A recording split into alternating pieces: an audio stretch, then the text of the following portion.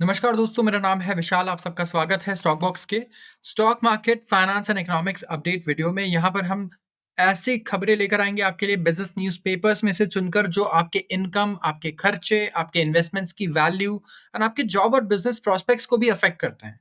तो यहाँ पे सिर्फ वो न्यूज़ आप देखते हो जो आपके फाइनेंसेस को इम्पैक्ट करते हैं किसी भी तरीके से, चाहे आपके लोन्स हो, आपके खर्चे हो, किसी भी तरीके से कोई मॉनेटरी इम्पैक्ट अगर पड़ रहा है, चाहे वो यूएस में हो रहा हो, यूके में हो रहा हो या इंडिया में हो रहा हो, वो हम यहाँ डिस्कस ज़रूर करेंगे। उसका कॉज़ एनालाइज़ करेंगे, उसका इफ़ेक्ट क्या होगा, इम्पैक्ट क्या होगा, हम ये एनालाइज़ करेंगे और सीखेंगे भी कि किस तरीके से हमें बिज़नेस न्यूज़पेपर्स को पढ़ना चाहिए और इवैल्यूएट करना चाहिए। तो ऐसी वीडियोज़ रोज़ अगर आप देखना चाहते हो तो इस चैनल को आप अभी सब्सक्राइब कर लो एंड बिल्कुल भी वक़्त ज़ाया ना करते हुए हम लोग शुरू करते हैं आज का एक ओवरव्यू। सबसे पहले डिस्कस करेंगे कि मार्केट्स क्यों लगातार गिर रहे हैं। 1% और यहाँ पे इस मंथ फॉल आया है मार्केट में। 20 साल में पहली बार एफएमसीजी लूज आउट कर रहे हैं फॉलिंग मार्केट में। इसके बाद इंडियन आईटी सेक्टर हो सकता है सिर्फ लो सिंगल डिजिट ग्रोथ रेट देखे इस साल FY25 में। एंड इंडिया सबसे वल्नरेबल कंट्रीज में से है जिसको काफी फर्क पड़ सकता है यूएस टैरिफ से। ये भी डिस्कस किया जाएगा, एसएनपी की रिपोर्ट है।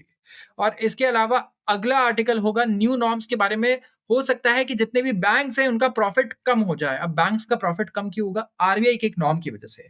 टेस्ला फैक्टर एक एडिटोरियल आर्टिकल है ये और डिस्कस करेगा कि क्या टेस्ला सही में डिस्टर्ब कर पाएगा इंडियन मार्केट को। ब्लैकस्टोन और पंचशील 20,000 करोड़ का डेटा सेंटर प्लान कर रहे हैं। एंड क्या फ्यूचर है डेटा सेंटर का, हम ये भी डिस्कस करेंगे इन्वेस्टमेंट्स के पर्सपेक्टिव से। एंड लिस्टेड स्टार्टअप्स, इनको मिल रहा है डिलीवरी ऑफ रियलिटी। जितने भी लिस्टेड स्टार्टअप्स थे, स्टार्टअप्स के वैल्यूएशन आप देखते हो ऐसे ही हो जाते हैं 50-60 हज़ार करोड़ जब ये लिस्ट नहीं होते हैं। और इनकी कमाई होती है कितनी? 100 crore, 200 crore.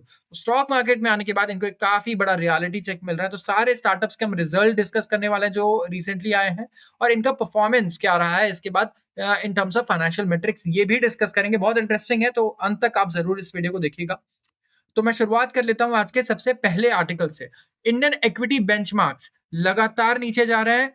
Fifth consecutive session रहा है मंडे को कि ये नीचे गए हैं। इवन मैं वीडियो भी बना रहा हूं तो इस टाइम पे हालत थोड़ी सी खराब ही लग रही है।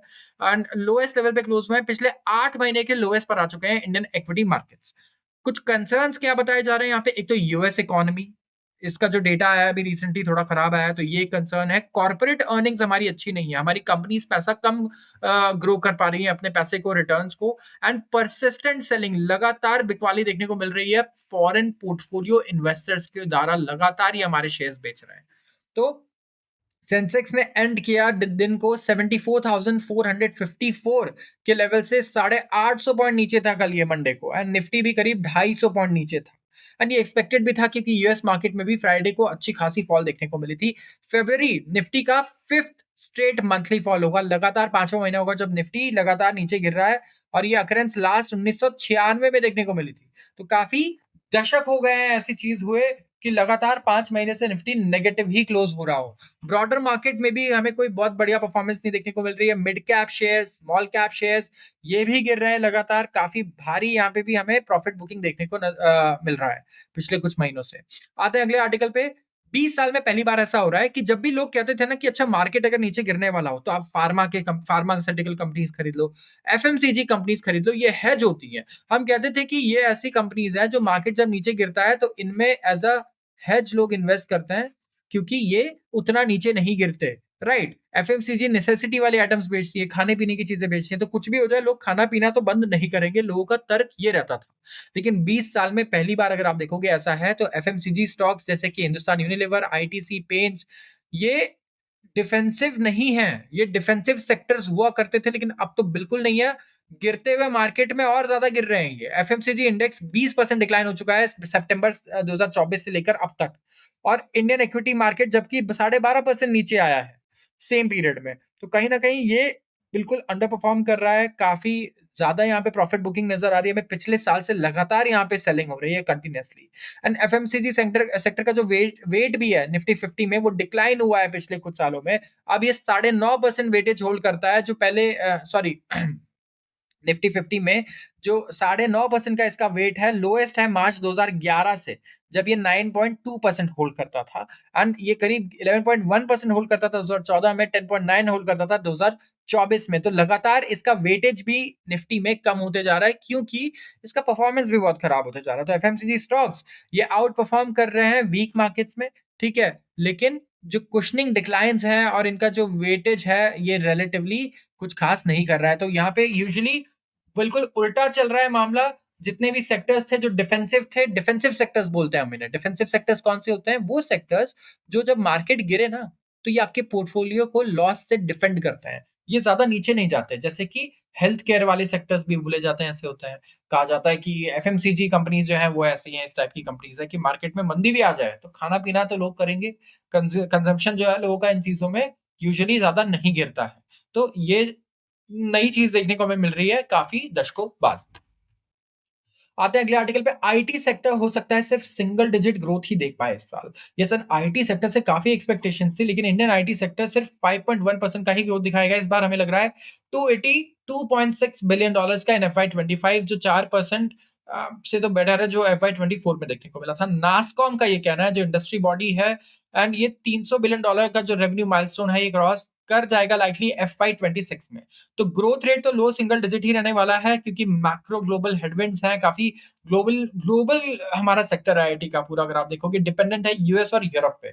तो वहां पे कोई भी प्रॉब्लम आ जाए ना, हमारे आईटी सेक्टर में पहली प्रॉब्लम्स हमें दिखने लग जाती है, क्योंकि रेवेन्यू हमारा मेनली हम वहीं से जनरेट करते हैं। तो कहीं ना कहीं इंडस्ट्री ने ऐड किए हैं करीब 1,26,000 नए जॉब्स एफआई 26 में। एंड ओवरऑल यहाँ पे करीब 5.8 मिलियन एम्प्लॉयमेंट ये लेकर जाएगा, जो ओवरऑल एम्प्लॉयमेंट है इस सेक्टर का। इंडिया का जो टेक स्किल इंटेंसिटी है ये क्रूशियल ड्राइवर रहने वाला है। आगे जाकर टेक में अगर आप देखोगे आर्टिफिशियल इंटेलिजेंस पे काफी खर्चा होना है। एंड कुछ कोर टेक एरियाज है जो काफी इंपॉर्टेंट रहने वाले हैं आईटी सेक्टर के लिए। तो अगर आप हेडविंड्स को देखोगे तो सबसे पहला तो टैरिफ का प्रॉब्लम है कि टैरिफ कैसे आएंगे, क्या आएंगे ये नहीं पता। यूएस मार्केट क्या करने वाला है, डोनाल्ड ट्रंप क्या करने वाले हैं, तो ये काफी बड़ा अनसर्टेन फैक्टर है आईटी इंडस्ट्री के लिए। बाकी इंडिया में तो अगर आप देखोगे हमारी डिजिटल इकोनॉमी ग्रो कर रही है, डोमेस्टिक टेक स्पेंडिंग भी ठीक है, एंड जो आउटपेस कर रही है एक्चुअली एक्सपोर्ट ग्रोथ को फॉर सेकंड कंसेक्यूटिव ईयर। तो इंडिया में अगर आप देखोगे तो ओवरऑल इस टाइम पे क्लाउड सॉल्यूशंस की बात करें, एंटरप्राइज सॉफ्टवेयर, यहाँ पे अच्छा खासा ग्रोथ है। डेटा सेंटर कैपेसिटी, मैं बता रहा हूँ आपको, डेटा सेंटर काफी हमें नेक्स्ट बिग थिंग लग रहा है। काफी दिनों से मैं कह रहा हूँ, शायद 1 साल पहले भी हमने ये चीज कवर की थी ऐसे न्यूज़पेपर आर्टिकल्स में, और बीच में भी हमने काफी बार कवर किया कि डेटा सेंटर्स में बहुत इन्वेस्टमेंट आ रहा है। ये एक ऐसा स्पेस है जहां पे आपको जरूर ध्यान देना चाहिए। यस, इंडिया जैसे स्पेस में अडानी से लेकर के बड़े बड़े जो कंग्लोमरेट्स है वो भी यहाँ पे अपॉर्चुनिटीज ढूंढ रहे हैं। एंड आगे हम एक आर्टिकल भी कवर करने वाले हैं कि किस तरीके से क्लाउड और डेटा सेंटर इंडिया में एक काफी बड़ा इन्वेस्टमेंट लेकर आ सकता है। India among nations most vulnerable to US tariffs. S and P global ratings Monday को इन्होंने कहा कि काफी सारी जो एशिया पैसिफिक रीजन में इकोनॉमीज हैं, देश हैं, इकोनॉमीज हैं, उनको ज्यादा टैरिफ फेस करना पड़ सकता है, टैक्स फेस करना पड़ सकता है ट्रंप एडमिनिस्ट्रेशन में। और इंडिया, साउथ कोरिया और थाईलैंड ये सबसे ज्यादा वल्नरेबल होंगे, सबसे ज्यादा इनको खतरा होगा ट्रेड रिटालिएशन का। इनके जो रिपोर्ट आया है title Asia Pacific economies likely to be hit by US trade tariffs, तो एसएनपी ने कहना है कि Vietnam, Taiwan, Thailand, South Korea, इनका जो इकोनॉमिक एक्सपोजर है काफी ज्यादा है यूएस को। एंड यहाँ पे अगर टैरिफ्स लग जाए, इम्पोज हो जाए, तो लार्जेस्ट इकोनॉमिक इम्पैक्ट होगा। और इंडिया और जापान जो है वो ज्यादा डोमेस्टिकली ओरिएंटेड इकोनॉमीज भी हैं, तो इससे मिटिगेशन भी इन्हें कुछ प्रोवाइड होगा फ्रॉम टैरिफ। तो यहाँ पे काफी सारी कंट्रीज एक दूसरे के साथ ऑफ कोर्स ट्रेड इंक्रीज करना चाह रही हैं, क्योंकि यूएस के साथ तो ट्रेड इंक्रीज करना बड़ा डिफिकल्ट है इस टाइम पे, अनसर्टेन। तो कंट्रीज एक दूसरे के साथ मिलकर भी इसका सोल्यूशन निकाल रही हैं। बट ये से इंडिया, वी हैव टू सी, ऐसी रिपोर्ट्स कई बार आती हैं हम देखते हैं कि ऐसा कुछ होता नहीं है, बिल्कुल इररेलेवेंट हो जाती हैं ये। तो जो नया यूएस का एडमिनिस्ट्रेशन है ये ऑलरेडी 10% एडिशनल टैरिफ तो लगा चुका है चाइना पर, 25% ये टैरिफ लगा चुका है स्टील पर, एल्यूमिनियम पर। तो इनका कहना है कि ये एंड नहीं है, अनसर्टेनिटी बहुत है, आगे भी बहुत सारे टैरिफ आ सकते हैं नए नए। एंड कुछ भी कहना इस टाइम पे बड़ा मुश्किल है। तो ये बहुत ही ट्रिकी आइटम है टू ट्रैक, क्योंकि किस लेवल पे ये कंपेयर करेंगे टैरिफ को ये नहीं पता, किस लेवल पे ये सोच रहे हैं हमें ये नहीं पता, छोटी छोटी चीजों पे भी क्या ये एक्ट करना शुरू करेंगे। तो जो एस्टिमेट्स हैं इफेक्टिव टैरिफ पे, टैरिफ के वो यूजफुल इंडिकेटर होते हैं कि आप इंपोर्ट टैरिफ को गेज कर पाओ। एंड रिजल्ट्स ये दिखा रहा है कि इंडिया, उसके बाद साउथ कोरिया, फिर थाईलैंड, ये सबसे वल्नरेबल होंगे ट्रेड रिटेलिएशन से। मतलब इनको सबसे ज़्यादा प्रॉब्लम फेस करना पड़ सकता है due to tariff policies of US. नए नॉर्म्स आए हैं फोरक्लोजर पे, ठीक है? ये वर्ड आप याद रखना, foreclosure fee to hit lenders profit. Lenders यहाँ पे कौन है? हमारे बैंक्स एंड एनबीएफसीज। इनके प्रॉफिट आगे कम होंगे। इस आर्टिकल का ये कहना है कि इनके आर्टिकल कम होंगे रिजर्व बैंक ऑफ इंडिया के एक नए सर्कुलर की वजह से, जहां कहा गया है कि अगर रिटेल और स्मॉल बिजनेस लोन है, ठीक है, और ये अगर प्री पेमेंट कर देते हैं, जैसे आपका लोन है, आप कह रहे हो यार 5 साल बचे हैं, इतना अमाउंट है, मैं इतना क्या इंटरेस्ट पे करूं, मैं लोन रीपे कर देता हूं फॉर एग्जांपल। तो यहाँ पे आपको पेनल्टी लगती है। बैंक आपको पेनलाइज़ करता है कि भाई आप पहले पे कर रहे हो तो आप पेनल्टी दो, क्योंकि हमें तो ब्याज आना था, हमारा वो लॉस हो रहा है। तो आरबीआई कह रहा है कि ये आप चार्ज नहीं करो, ठीक है? जो पेनल्टी लगा रहे हो प्री पेमेंट का, ये आप मत लगाओ, और इसकी वजह से क्या होगा, फी इनकम में ड्रॉप आएगा, बैंक्स के लिए प्रॉफिटेबिलिटी भी कम होगी, एंड कस्टमर्स जो है वो स्विच भी कर लेंगे तुरंत दूसरे लेंडर्स को। जैसे कि एक लेंडर है, मान लो वो ब्याज दर घटा ही नहीं रहा है मेरा, और दूसरा जो लेंडर है, दूसरा बैंक है, उसने ब्याज दर घटा दिया आरबीआई के घटाते ही। तो अब मैं अगर लोन स्विच करना चाहूँ, यहाँ से लोन रीपे करके वहाँ लोन लेना चाहूँ, तो प्रॉब्लम क्या होती है? ये मेरे पे पेनल्टी लगा देगा अगर मैंने स्विच किया तो, और ये ब्याज दर भी नहीं घटाएगा मेरे लिए।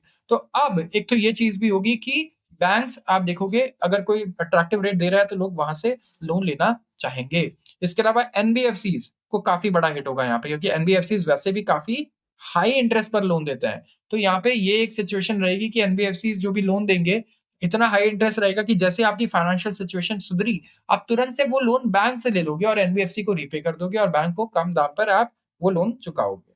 तो आरबीआई ने इश्यू किया ड्राफ्ट सर्कुलर, जहां वो मैंडेट करते हैं बैंक्स को कि वो परमिट करें फोरक्लोजर, मतलब प्री पेमेंट, सारे फ्लोटिंग रेट लोन्स का जो सैंक्शन गया है इंडिविजुअल्स को, या for purpose other than business, बिना किसी पेनल्टी या चार्जेस के। मोर ओवर बैंक्स और एनबीएफसीज ये चार्ज नहीं कर सकते फोरक्लोजर के लिए for floating interest loans to MSMEs भी, माइक्रो स्मॉल मीडियम एंटरप्राइजेस जो है, उनको भी अप टू अगर 7.5 करोड़ का लोन है स्मॉल बिजनेसेस का, तो आप उनसे चार्ज नहीं कर सकते हो।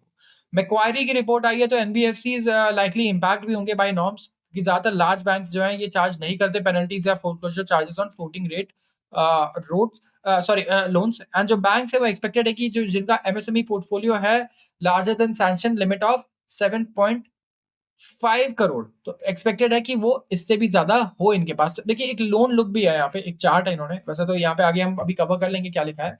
तो यहाँ पे बिजनेस लोन आप देख सकते हो कितना है, एसएमई लोन कितना है, एंड यहाँ पे एसबीआई, एचडीएफसी, ये सारे बड़े लेंडर्स हैं, हमारे देश के सबसे बड़े लेंडर्स हैं SBI, HDFC, ICICI, axis bank, bank of Baroda. And यहाँ पे आप एक्सपोजर देख सकते हो कितना है यहाँ पे टू एसएमई लोन्स, यहाँ पे ये देखो। इसके अलावा बिज़नेस लोन का आप एक्सपोज़र देख सकते हो। अच्छा, गवर्नमेंट स्टेट बैंक वगैरह का बिज़नेस लोन का एक्सपोज़र इतना कम देख के काफ़ी बुरा लग रहा है यहाँ पे। तो अगर आप होम लोन्स की बात करो तो प्री पेमेंट पेनल्टीज़ तो अलाउड ही नहीं है फ्लोटिंग रेट लोन्स पे, ठीक है? तो हाउसिंग फाइनेंस कंपनीज़ पे कोई इम्पैक्ट ही नहीं आएगा। अगर आप हाउस लोन ले रहे हो तो इसपे वैसे भी प्री पेमेंट पे पेनल्टी अलाउड नहीं है। मीनवाइल जो ब्रोकरेज है वो बिलीव करते हैं कि एनबीएफसीज़ को ज़रूर इम्पैक्ट करेंगे। लोन अगेंस्ट प्रॉपर्टीज़ की बात करते हो अगर, तो जितने भी प्रॉफिटेबिलिटी आ रही थी अब तक बैंक्स की लोन अगेंस्ट प्रॉपर्टीज पे भी, एंड जो लोन ये दे रहे थे स्मॉल मीडियम एंटरप्राइजेस को, यहाँ पे कंपटीशन इंक्रीज होगा एंड कहीं ना कहीं प्रॉफिटेबिलिटी पे असर पड़ेगा। एनबीएफसीज यहाँ पे काफी, मैं कहूंगा, परेशान होने वाले, और एनबीएफसीज की तो हालत वैसे ही खराब है। एक तो आरबीआई ने सबसे पहले तो अनसिक्योर्ड लेंडिंग पे रेस्ट्रिक्शंस लगा दी, ठीक है, कि यहाँ पे आपको ज़्यादा, मैं कह रहा हूँ कि वेटेज, रिस्क वेटेज जो है वो चेंज करना पड़ेगा, ज़्यादा रिस्क वेटेज एलोकेट करना पड़ेगा अनसिक्योर्ड लोन्स पे। इसके अलावा अब ये बारी आ गई है इस चीज़ में पेनल्टीज़ पे। ये एनबीएफसीज़ और क्रेडिट कार्ड कंपनीज़ कमाती ही किस पे है? पेनल्टीज़ पे। ये इतना पेनल्टीज़ लगाते हैं, इतना ज़्यादा इंटरेस्ट पे लोन देते हैं कि पेनल्टीज़ भी इन्हें मिल ही जाती है, और कहीं न कहीं ये काफ़ी पैसा कमा लेते हैं। तो थोड़ा जो बिज़नेस मॉडल है वो थोड़ा-सा हमें साउंड करता है crude, but yes this is how it is. अगर आप देखोगे फॉरेन कंट्रीज में भी और इंडिया में भी कहीं ना कहीं यही सिनारियो। टेस्ला फैक्टर आते हैं एडिटोरियल आर्टिकल पे, जो इनकी एंट्री है एज अ डिस्ट्रप्टर आर्टिकल में, राइटर ये कहना चाह रहे हैं कि काफी लिमिटेड होगा, ये काफी कोई डिस्ट्रप्शन इंडियन मार्केट में तो नहीं कर पाएंगे। तो आफ्टर अबॉर्टिव अटेम्प्ट्स, पहले भी इनके अटेम्प्ट्स रहे इंडियन मार्केट में एंट्री करने के 2022 और 2024 में, टेस्ला फाइनली डेब्यू कर रहा है इंडियन रोड्स पे सेकंड क्वार्टर में। इस साल के सेकंड क्वार्टर में आपको दिखेगा an unusual one to one meeting हुई between Tesla chief Elon Musk and prime minister Narendra Modi during latter's recent visit to Washington. And अब ये गैल्वनाइज कर रही है जहां पे दुनिया का second largest electric car manufacturer, number one पे कौन है, BYD, ये एक डेफिनेटिव गैम्बल करने वाला है इंडिया पर, ये बेट कर रहे हैं इंडिया पर। और बिगर पिक्चर में नेगोशिएशंस जो है वो हो सकते हैं अराउंड गवर्नमेंट एजेंडा की, यहाँ पे टेरिफ रिजीम क्या रहने वाला है। इन स्पेसिफिकली टेरिफ्स की बात करें तो डोनाल्ड ट्रम्प ज्यादा ही सेंसिटिव है टेरिफ्स को लेकर के। एंड यहाँ पे इलेक्ट्रिक व्हीकल मेकर्स को गवर्नमेंट ने ऑलरेडी परमिट कर दिया था कि आप 40,000 कंप्लीटली बिल्ट यूनिट्स, मतलब आप बाहर से चाइना से कहीं से भी बना करके लाओ, ठीक है, और इंडिया में आप बेचो टेस्ट करने के लिए कि आपकी गाड़ियां लोग पसंद करते हैं या नहीं। और यहाँ पे हम कस्टम ड्यूटीज बहुत कम लगाएंगे इन पे, ठीक है, 15% लगाएंगे जो पहले 100% था। यस, 5 साल तक, जहाँ पे मैक्सिमम इंपोर्ट लिमिट है 8,000 व्हीकल्स पर ईयर की। तो लेट्स से आप अगर फॉरेन में कार्स बनाते हो, इलेक्ट्रिक कार्स, एंड आपको देखना है कि यार इंडिया में मैन्युफैक्चरिंग सेट करने से पहले ये तो देखें कि हमारी गाड़ियां लोग पसंद कर रहे हैं या नहीं। तो आप 8,000 गाड़ियां पर साल यहाँ सिर्फ 15% की ड्यूटी पे इंपोर्ट कर सकते हो, टेस्ट कर सकते हो कि लोगों का क्या रिस्पॉन्स आ रहा है आपकी गाड़ियों पे। एंड इसके बाद आप यहाँ पे फिर फैक्ट्री सेटअप कर सकते हो अगर रिस्पॉन्स अच्छा रहा तो यहाँ पे कैवियाट ये है कि जो मैन्युफैक्चरर है उसको $500 मिलियन इन्वेस्ट करने होंगे और सेटअप करना होगा फैक्ट्री। 550% जो ये इन्वेस्टमेंट है ये 3 साल में ही इन्हें करना होगा। और जो टेस्ला है रिपोर्टेडली वो देख रही है assembly location, retail workers hire कर रही है। तो क्वेश्चन ये है कि क्या डेवलपमेंट इलेक्ट्रिक कार इंडस्ट्री को डिसरप्ट कर देगा इंडिया में?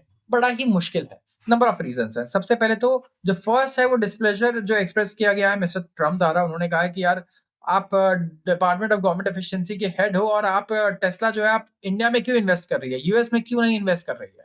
सेकंड फैक्टर है demand paradigms in India. Electric car market बहुत ही छोटा है हमारा, सिर्फ 2.3% हमारा मार्केट शेयर है इलेक्ट्रिक का।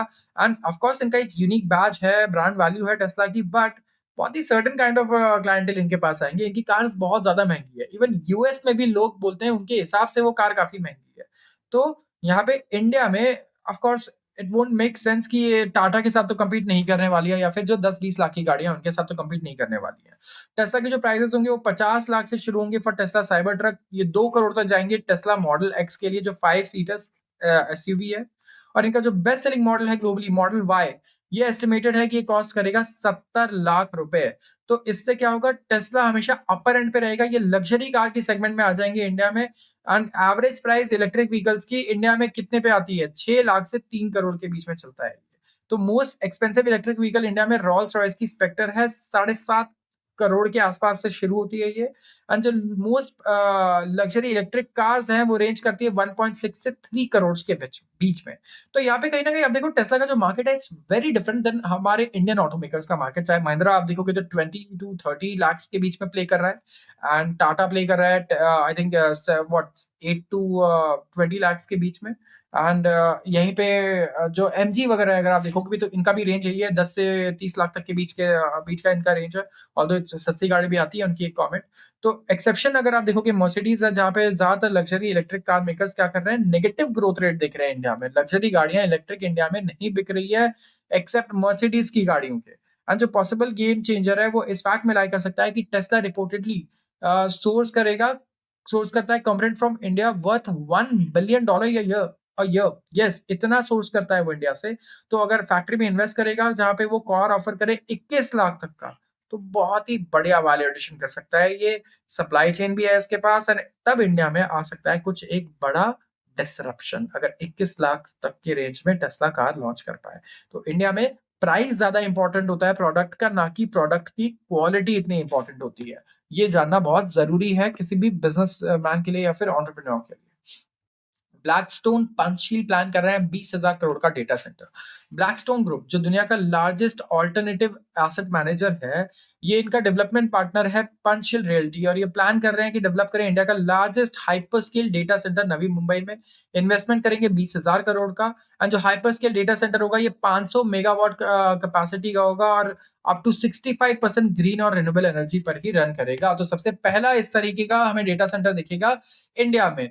प्रपोज डेटा सेंटर ये डेवलप होगा as a build to suit facility hyperscaler companies के लिए, जहां पे हाई परफॉर्मेंस कंप्यूटिंग पावर देगा, इंफ्रास्ट्रक्चर देगा, जहां पे आप लार्ज स्केल वर्कलोड हैंडल कर सकते हो, क्लाउड कंप्यूटिंग आप मैनेज कर सकते हो, एआई, डेटा इंटेंसिव एप्लीकेशन, ये सारी चीजें आप रन कर पाओगे। और ये सबसे पहला फॉरेन डायरेक्ट इन्वेस्टमेंट होगा जो महाराष्ट्र में हो रहा है after Blackstone recent investment pact with state government in Davos. तो महाराष्ट्र में सबसे पहला हमें फॉरेन डायरेक्ट इन्वेस्टमेंट देखने को मिलेगा। डावोस के बाद, डावोस में ही जब ये गए थे तो वहां पे डिस्कशन हुई है इस चीज की। और ये पार्ट है US based institutional investor broader strategy का कि अपने इंडिया में प्रेजेंस को बढ़ाएं और प्रॉपर्टी और डिजिटल इंफ्रास्ट्रक्चर सेक्टर पे ज्यादा फोकस करें।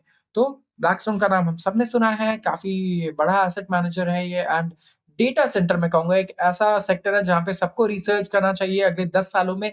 डेटा सेंटर्स ऐसी मैं कहूंगा एक ऐसा सेक्टर है जहां बहुत बढ़िया ग्रोथ हमें लगता है एक्सपेक्टेड है, बहुत डेवलपमेंट हो सकता है इंडिया में, बहुत पोटेंशियल है for data centres, cloud computing. जितने भी इंडियन गवर्नमेंट के आगे रेगुलेशंस भी इस तरीके से आ रहे हैं कि काफी ज्यादा ये कंड्यूसिव होगा कि आप इंडिया में ही डेटा सेंटर्स को बिल्ड करो एंड रन करो। तो let's see, let's hope for the best. And सिर्फ महाराष्ट्र ही नहीं, हम एक्सपेक्ट करेंगे बाकी स्टेट्स में भी और हमें डेटा सेंटर्स के इन्वेस्टमेंट्स देखने को मिले। Listed startups get a delivery of reality, it's hot on the street. अब मैं बात कर रहा हूँ हमारे स्टार्टअप्स की, काफी सारे स्टार्टअप्स शेयर बाजार में लिस्ट हुए हैं और जो दिसंबर क्वार्टर रिजल्ट्स हैं ये मिक्स कर रहे हैं, पेंट कर रहे हैं एक बड़ा ही मिक्स पिक्चर। जैसे कि कंज्यूमर फोकस प्रोमिनेंट स्टार्टअप्स हैं या फिर फर्म्स हैं जैसे कि इक्सिगो, नाइका, होनासा कंज्यूमर, इन्होंने एक रॉबस्ट रेवेन्यू ग्रोथ रिपोर्ट किया, मार्केट एक्सपेंशन देखा। स्विगी है, ओला है, इलेक्ट्रिक है, मोबिक्विक है, इन्होंने प्रॉफिटेबिलिटी चैलेंजेस देखे हैं due to heightened competition and यहाँ पे इंक्रीज एक्सपेंडिचर्स भी रहे हैं। तो टाइड हो सकता है कि इस टाइम पे चेंज हो जाए स्पेसिफिकली कंपनीज के लिए जैसे कि स्विगी, मोबिक्विक अगले फ्यू क्वार्टर्स में। और यहाँ पे कुछ स्नैपशॉट्स आप देखिए, मैं डिस्कस कर रहा हूँ। शेयर्स जोमेटो के काफी प्रेशर में रहे हैं, ठीक है। यहाँ पे प्रॉफिट में हमें डिक्लाइन देखने को मिला है क्योंकि ब्लिंकिट के डार्क स्टोर्स में काफी खर्चा आ रहा है। ब्लिंकिट ने 216 डार्क स्टोर्स ऐड किए हैं एंड अब 1007 डार्क स्टोर्स हो गए हैं इनके पास। ब्लिंकिट पे खर्चा करने के लिए ऑफ कोर्स इन्हें काफी कैश यहाँ पे बंद करना पड़ सकता है एंड यहाँ पे काफी दिन तक हो सकता है प्रॉफिटेबिलिटी हमें ऐसे ही डिक्लाइनिंग देखने को मिले। स्विगी की बात करें तो सेम जोमेटो वाला ही बिजनेस मॉडल है, जो फूड डिलीवरी है, नेट लॉस प्लेटफॉर्म है, इसका नेट लॉस हमें देखने को मिल रहा है कि और बड़ा है। क्विक कॉमर्स जो इनकी कंपनी है इंस्टामार्ट, क्योंकि इस पे भी बिजनेस एक्सपेंशन में पैसा खर्चा करना पड़ रहा है। कंपनी एक्सपेक्ट कर रही है कि ऑपरेशंस को प्रॉफिटेबल बना देगी with operating margin before depreciation and amortisation target of 5%। तो 5% का ये एबिटा मार्जिन एक्सपेक्ट कर रहे हैं दिसंबर 2025 तक, मतलब इस साल के एंड तक होगा वो, ठीक है। तो Motilal Oswal financial services project कर रहे हैं कि फूड डिलीवरी ऑर्डर जो है वो स्लोअर रेट पे ग्रो करेंगे as compare to quick commerce. Quick commerce में ग्रोथ ज्यादा आएगी। एफएसएन ई कॉमर्स, सबको नायका का नाम पता है मेरे ख्याल से, राइट। तो नायका की अगर आप बात करें तो ये ब्यूटी रिटेल ब्रांड है एंड इन्होंने double digit revenue and profit growth expect यहाँ पे पोस्ट किया है दिसंबर 2024 क्वार्टर के लिए, जहाँ पे gross merchandise value, marketing advertising expenses relative to sales ये इंक्रीज हुआ है 130 बेसिस पॉइंट्स। तो 130 बेसिस पॉइंट्स, जब भी बेसिस पॉइंट्स यूज हो आपको याद रखना है कि एक बेसिस पॉइंट होता है 0.1%। तो 130 यहाँ पे बेसिस पॉइंट्स होंगे, कितने, 1.30%। तो 13.5% के आसपास आ चुका है इनका जो ओवरऑल एडवर्टाइजिंग और मार्केटिंग का खर्चा है in relation to sales. Gross merchandise value मतलब वैल्यू उनके प्रोडक्ट्स की जो बिकती थी हर साल, यहाँ पे तो डबल डिजिट ग्रोथ आया है। एंड एलारा कैपिटल के हिसाब से कंपटीशन काफी बढ़ गया है क्विक कॉमर्स की वजह से। एंड नायका का जो ग्रोथ है near to medium term through profitability ये इंप्रूव होगा, जहाँ पे लोअर डिस्काउंटिंग होगी और फैशन सेगमेंट में लेस लॉसेस होंगे, पहले से रिड्यूस लॉसेस होंगे। तो ब्लिंकिट और मैं कहूंगा इंस्टामार्ट काफी चैलेंज कर रहे हैं नायका को यहाँ पे ब्यूटी प्रोडक्ट्स में भी। ओला इलेक्ट्रिक रिपोर्ट कर रहा है higher net loss amid falling revenue year on year. Ola Electric का भी जो ओवरऑल नेट लॉस है वो कहीं ना कहीं हमें दिख रहा है कि हायर रहा है, पहले से ज्यादा रहा है, रेवेन्यू इनका गिर रहा है।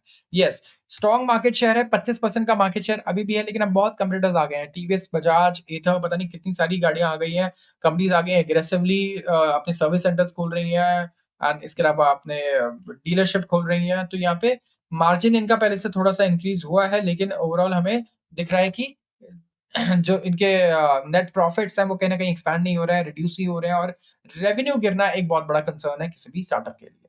बात करते हैं फर्स्ट क्राई की, तो इनका जो पेरेंट कंपनी है ब्रेन बी सॉल्यूशंस, इनका नेट लॉस रिड्यूस हुआ है 150 करोड़ के आसपास हो गया, जो पहले 280 करोड़ के पास था। एंड काफी अगर आप देखेंगे तो किड्स प्रोडक्ट और बेबी जो ऑनलाइन रिटेलर है बेबी एंड किड प्रोडक्ट्स का, ये 17% पे आ चुका है फ्रॉम 12%। तो अच्छी खासी ग्रोथ है, प्रॉफिट भी इंक्रीज हो रहा है अक्रॉस ऑल बिजनेस लाइन। तो फर्स्ट क्राई कहीं ना कहीं रिलेटिवली काफी अच्छा कर रहा है। बात करते हैं हुनासा कंज्यूमर की, मामा अर्थ अगर आप देखोगे तो इनका स्ट्रैटेजी है कि डिस्ट्रीब्यूशन स्ट्रैटेजी को चेंज करें, इस टाइम पे प्लान कर रहा है और एफिशिएंसी को बढ़ाएं। और यहाँ पे जो प्रपोर्शन है इनका डायरेक्ट डिस्ट्रीब्यूशन का, टू 69% हो चुका है सेल्स का। तो 69% ऑफ द सेल्स ये डायरेक्टली डिस्ट्रीब्यूट करते हैं टू कस्टमर्स, जो पहले 38% था। एंड लार्ज स्टॉकिस्ट से अब ये डिपेंडेंस को अपने कम कर रहे हैं कहीं ना कहीं। तो जो सेल्स है ये करीब 200% बढ़ा है ईयर ऑन ईयर, और एमके रिसर्च एक्सपेक्ट कर रहे हैं कि रेवेन्यू भी 50% से इंक्रीज होगा annually between FY23 and FY26, and profitability भी स्टडी रहने वाला है। तो काफी बढ़िया ग्रोथ एक्सपेक्टेड है। इक्सिगो की बात करते हैं तो Le Travenues Technology online travel booking company है जो ओन करती है इक्सिगो को, एंड कॉन्फिडेंट है कि बेटर नंबर से डिलीवर करेंगे मार्च क्वार्टर में, जहां पे महाकुंभ है तो काफी टिकट्स बुक हुई हैं ऑनलाइन ट्रैवल प्लेटफॉर्म पर। एंड नेट प्रॉफिट तो ईयर ऑन ईयर लोअर रहेगा, लेकिन ग्रोथ सही रहेगी और सिक्वेंशियल इंप्रूवमेंट बढ़िया रहने वाला है, मतलब मंथ ऑन मंथ बेसिस पे बढ़िया ग्रोथ देखने को मिलेंगी। रेवेन्यू जो है स्ट्रॉन्ग ग्रोथ दिखा रहा है, जहाँ पे ट्रांजैक्शन वैल्यू अच्छी खासी है, मतलब पैसा लोग काफी इनके स्पेंड कर रहे हैं, इनके प्लेटफॉर्म के थ्रू काफी सारे टिकट्स बुक कर रहे हैं। तो आज के लिए बस इतना ही। अगर वीडियो पसंद आई हो तो जरूर इसे लाइक कर दें और चैनल को सब्सक्राइब करना बिल्कुल ना भूलें, अगर आप रोज ऐसे वीडियोस को देखना चाहते हैं तो। आप सबका बहुत बहुत धन्यवाद।